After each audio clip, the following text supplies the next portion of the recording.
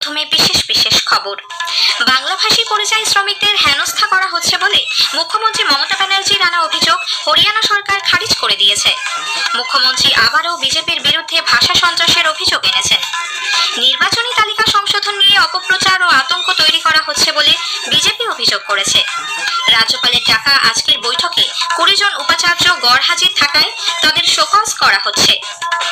আগামীকাল প্রধানমন্ত্রী মন কি বাত অনুষ্ঠানে তার চিন্তাভাবনা দেশ বিদেশের মানুষের সঙ্গে ভাগ করে নেবেন। কলকাতা প্রিমিয়ার লিগ ফুটবলে মৌসুমের প্রথম ডার্বি ম্যাচে ইস্ট বেঙ্গল চির প্রতিদ্বন্দ্বী মোহনবাগানকে 3-2 গোলে হারিয়ে দিয়েছে। আসছি বিস্তারিত খবরে। মুখ্যমন্ত্রী মমতা ব্যানার্জির আনা বাংলাভাষী পরিযায়ী শ্রমিকদের ওপর হেনস্থার অভিযোগ হরিয়ানা সরকার খারিজ করে দিয়েছে। হরিয়ানার মুখ্যমন্ত্রী নায়াব সিং সাইনি এক্স হ্যান্ডেলে জানিয়েছেন, গুরগাঁও পুলিশ 10 জন বাংলাভাষীকে গ্রেপ্তার করেছে। তারা সকলেই বাংলাদেশি অনুপ্রবেশকারী। তাদের বাংলাদেশে ফিরিয়ে দেওয়ার প্রক্রিয়া শুরু হয়েছে। তার রাজ্যে বাংলাদেশি অনুপ্রবেশকারীর কোনো স্থান নেই এবং যত দ্রুত সম্ভব তাদেরকে দেশ থেকে বের করে দেওয়া হবে বলেও হরিয়ানার মুখ্যমন্ত্রী স্পষ্ট করে দিয়েছেন।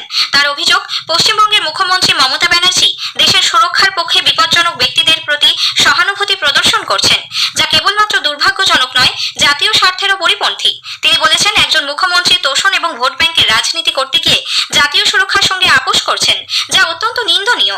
ভারতের একতা, অখণ্ডতা এবং সংবিধানের বিরুদ্ধে কোনো সমঝোতা হরিয়ানা তো বটেই, গোটা দেশও মেনে নেবে না। এদিকে এক আন্তর্জাতিক মানবাধিকার সংগঠনের রিপোর্টকে হাতিয়ার করে তৃণমূল কংগ্রেস নেত্রী মুখ্যমন্ত্রী মমতা ব্যানার্জি ফের কেন্দ্রীয় সরকার তথা বিজেপির বিরুদ্ধে ভাষা সন্ত্রাসের অভিযোগ এনেছেন। নিজের এক্স হ্যান্ডেলে মুখ্যমন্ত্রী অভিযোগ করেন, বিজেপির প্রত্যক্ষ মদতে সারা রাজ্যে বাংলাভাষী মানুষদের লক্ষ্য করে আক্রমণ চলছে, যা এই আন্তর্জাতিক মানবাধিকার সংগঠনের রিপোর্টে স্পষ্ট হয়ে উঠেছে। হিউম্যান রাইটস ওয়াচ নামের ওই সংগঠনের রিপোর্টে দাবি করা হয়েছে, অসম, গুজরাট, মহারাষ্ট্র, দিল্লি সহ একাধিক রাজ্যে বাংলাভাষী বহু ভারতীয় নাগরিককে বেআইনিভাবে বিদেশি ঘোষণা করে দেশ থেকে তাড়ানোর চেষ্টা চলছে। মুখ্যমন্ত্রী বলেন, এটা শুধু নিন্দনীয় নয়, সাংবিধানিক অপরাধ। নির্বাচনী তালিকা সংশোধন নিয়ে অপপ্রচার ও আতঙ্ক তৈরি করা হচ্ছে বলে বিজেপি অভিযোগ করেছে। কেন্দ্রীয় প্রতিমন্ত্রী সুকান্ত মজুমদার আজ কলকাতায় সাংবাদিকদের বলেন, নির্দিষ্ট সময় অন্তর ভোটার তালিকায় সংশোধন করা নির্বাচন কমিশনের কাজ। মুখ্যমন্ত্রী বিহারে 56 লক্ষ ভোটারের নাম বাদ যাওয়া নিয়ে সরব হলেও এদের মধ্যে 20 লক্ষের বেশি মৃত এবং 28 লক্ষের বেশি বিহার ছেড়ে অন্যত্র চলে গেছে। ভিন রাজ্যে বাঙালি পরিযায়ী শ্রমিকদের হেনস্থা নিয়ে শ্রী মজুমদার বলেন, সংশ্লিষ্ট রাজ্যগুলি পরিযায়ী শ্রমিকদের তালিকা তৈরি করে তারা ভারতীয় কিনা যাচাই করতে পশ্চিমবঙ্গ সরকারের কাছে পাঠিয়েছিল, তবে রাজ্য সরকার সে বিষয়ে কোনো উদ্যোগ নেয়নি বলে শ্রী মজুমদারের অভিযোগ। নবনিযুক্ত বুথ লেভেল অফিসার সুপারভাইজারদের নিয়ে নতুন কাজের দায়িত্ব বুঝিয়ে দিতে কলকাতার নজরুল মঞ্চে আজ একটি কর্মশালার আয়োজন করা হয়। দক্ষিণ 24 পরগনা, কলকাতা উত্তর, কলকাতা দক্ষিণ ও হাওড়ার প্রায় 900 জন নবনিযুক্ত বিএলও এবং সুপারভাইজাররা এই কর্মসূচিতে যোগ দেন বলে মুখ্য নির্বাচনী আধিকারিকের দপ্তর সূত্রে খবর। মুর্শিদাবাদের লালগোলা থানার অন্তর্গত চুয়াপাড়া এলাকায় জাল আধার কার্ড ও জাতিগত শংসাপত্র তৈরির চক্রের হদিশ মিলেছে। বাংলাদেশে অনুপ্রবেশকারীদের জন্য সেখানে জাল আধার কার্ড বানিয়ে দেওয়া হতো বলে পুলিশ সূত্রে জানা গেছে। এই ঘটনায় আবু সুফিয়ান ও শাহিন আক্তার নামে দুজনকে গ্রেপ্তার করা হয়েছে।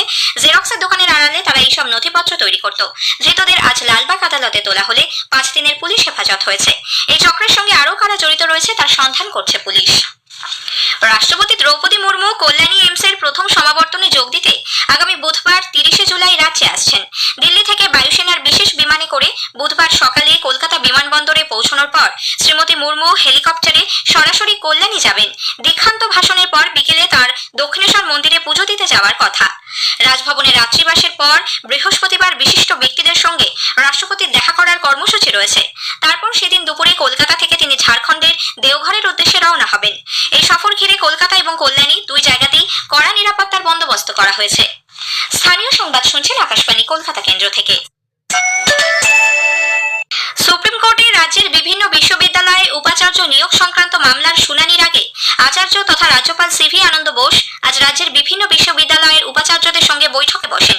Netaji open university, MAKAUT university, Sanskriti university, Rabindra Bharati, Raiganj, Diamond Harbour, West Bengal state university এবং বিদ্যাসাগর বিশ্ববিদ্যালয় মিলিয়ে মোট 9টি বিশ্ববিদ্যালয়ের উপাচার্যরা বৈঠকে উপস্থিত ছিলেন।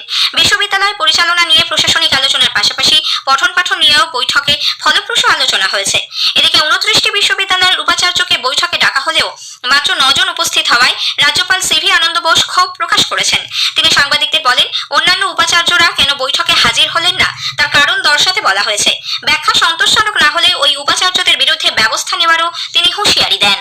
Other decisions were referred to the Supreme Court, which we as Chancellor will do that. We refer to the Supreme Court to immediately clarify what is the role of the Chancellor, what is the role of the Governor. Number two, the Vice Chancellor sought appointment instead of attending the meeting. It was decided to suspend appointment till convincing explanation is given for their absence. Number three, those Vice Chancellors who did not attend, they will be banned entry into Raj Bhavan till convincing explanation is given. These are the decisions that were taken. 28 August Trinamool ছাত্র পরিষদের প্রতিষ্ঠা দিবসে নির্ধারিত পরীক্ষা সূচি অনুযায়ী হবে বলে কলকাতা বিশ্ববিদ্যালয়ের উপাচার্য শান্তা দত্ত জানিয়েছেন। তৃণমূল ছাত্র পরিষদ আজ অভিযোগ করেছে 28 আগস্ট বিএ, এলএলবি এবং বিকমের চতুর্থ সেমিস্টারের পরীক্ষার তারিখ ফেলা হয়েছে। এটি রাজনৈতিক উদ্দেশ্য প্রণোদিত। এই অভিযোগ খারিজ করে দিয়ে উপাচার্য বলেন, সরকারি ছুটির দিন দেখে পরীক্ষা ফেলা হয়। রাজনৈতিক কর্মসূচি দেখতে গেলে সব দলের কর্মসূচি দেখতে হবে।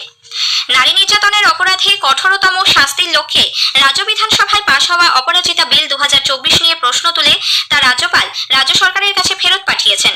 গতকালই রাজভবনের তরফে এক বিবৃতিতে জানানো হয়, কেন্দ্রীয় সরকার অপরাজিতা বিলে প্রস্তাবিত কয়েকটি সংশোধনী নিয়ে নিজেদের আপত্তি তথা পর্যবেক্ষণ রাজ্যপালকে জানিয়েছে। তারপরই রাজভবন সূত্রে সরকারের কাছে বিলটি ফেরত পাঠানোর কথা জানানো হয়। প্রধানমন্ত্রী নরেন্দ্র মোদী আগামীকাল আকাশবাণীতে মন কি বাত অনুষ্ঠানে তাঁর চিন্তাভাবনা দেশ বিদেশের মানুষের সঙ্গে ভাগ করে নেবেন। এটি হবে মন কি বাতের 124তম পর্ব।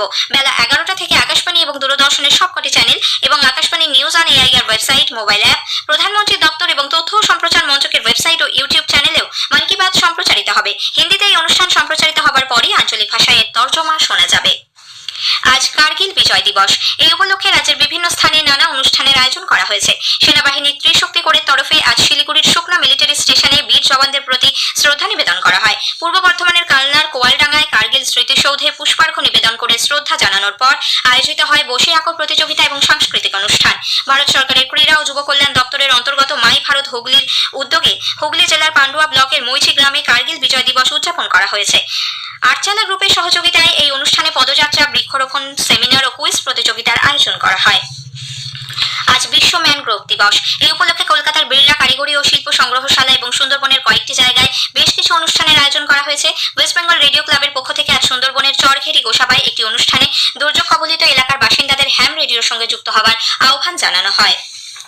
গাঙ্গেয় পশ্চিমবঙ্গের উপর তৈরি হওয়া গভীর নিম্নচাপটি এখন উত্তর ছত্তিশগড় ও সংলগ্ন ঝাড়খণ্ডের কাছে অবস্থান করলেও মৌসুমী অক্ষরেখা পুরুলিয়া ও কাঁথি হয়ে পূর্ব মধ্য বঙ্গোপসাগর পর্যন্ত বিস্তৃত থাকায় এবং বাতাসে জলীয় বাষ্পের পরিমাণ বেশি হওয়ায় আগামী 5 দিন দক্ষিণবঙ্গে হালকা থেকে মাঝারি বৃষ্টির সম্ভাবনা রয়েছে বলে আলিপুর আবহাওয়া দপ্তরের বিজ্ঞানী সৌরিশ বন্দ্যোপাধ্যায় জানিয়েছেন।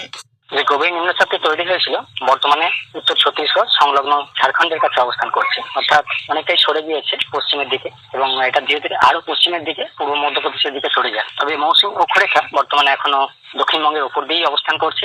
এর প্রভাবে আগামী 5 দিন প্রধানত হালকা থেকে মাঝারি ধরনের বৃষ্টিপাত থাকবে। কল্যাণী স্টেডিয়ামে কলকাতা প্রিমিয়ার ফুটবল লিগে মৌসুমের প্রথম ডার্বিতে ইস্টবেঙ্গল মোহনবাগান সুপারজায়ান্টকে 3-2 গোলে হারিয়ে দিয়েছে। ম্যাচের 9 মিনিটে জেসেন টিকের দেওয়া গোলে এগিয়ে যায় ইস্টবেঙ্গল। প্রথমার্ধে সংযুক্ত সময়ে ব্যবধান বাড়ান সায়ন ব্যানার্জি। 69 মিনিটে লাল হলুদের হয়ে তৃতীয় তথা জয়সূচক গোলটি করেছেন লালসান হাঙ্গা। ম্যাচের একবারে শেষ লগ্নে ইস্টবেঙ্গলের আমন সিকে লাল কার্ড দেখেন। শেষ করার আগে স্থানীয় সংবাদের বিশেষ কিছু অংশ আরো একবার।